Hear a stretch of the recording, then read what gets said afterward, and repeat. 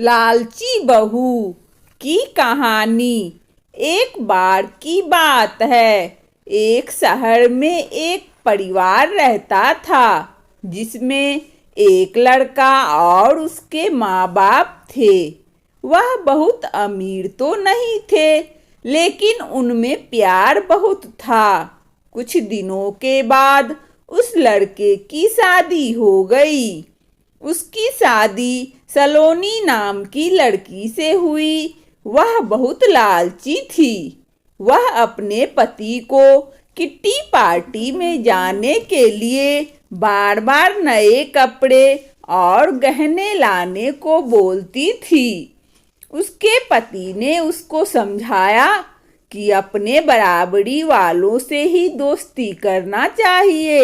अगर तुम महीने में 10 बार किटी पार्टी में जाओगी तो तुमको हर बार नए कपड़े और गहने कौन दिलाएगा। लेकिन वह अपने पति से ही झगड़ा करना शुरू कर देती थी और बोलती थी कि अगर मैं नए कपड़े गहने पहनकर नहीं जाऊंगी तो मेरी सहेलियां मेरा मजाक उड़ाएंगी। तुम ज्यादा कमाने की तो सोचते नहीं, बल्कि मुझे ही रोकते हो। इसके बाद वह अपनी सास के पास गई और बोली, माँ जी, आप मुझे अपने गहने दे दीजिए, मुझे किट्टी पार्टी में पहनकर जाना है।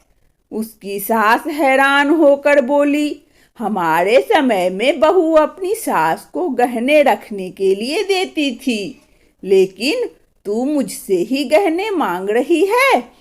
उसकी इन हरकतों से सारा परिवार दुखी था। एक दिन सलोनी की सहेली शिल्पा घर आई। उसने सलोनी की सास से सलोनी के बारे में पूछा। उसने बताया कि सलोनी पार्टी में गई है। शिल्पा ने सलोनी की सास से पूछा, आप इतनी दुखी क्यों दिख रही है।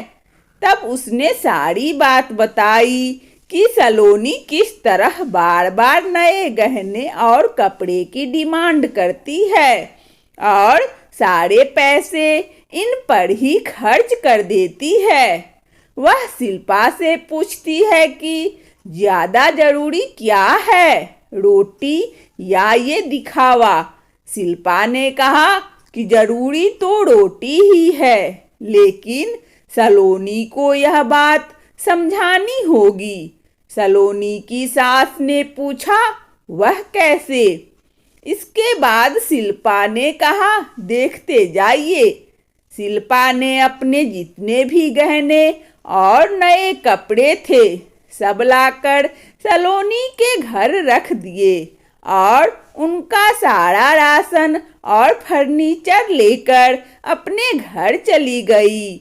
जब सलोनी घर आई तो अपने अलमारी में नए गहने और कपड़े देखकर बहुत खुश हुई।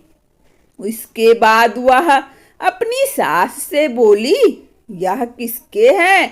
तो उसकी सास बोली, यह सब तेरे हैं, तुझको अब जितना बदल कर पहनना है पहन लो।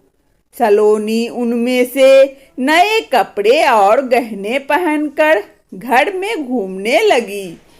घर का सारा सामान गायब था।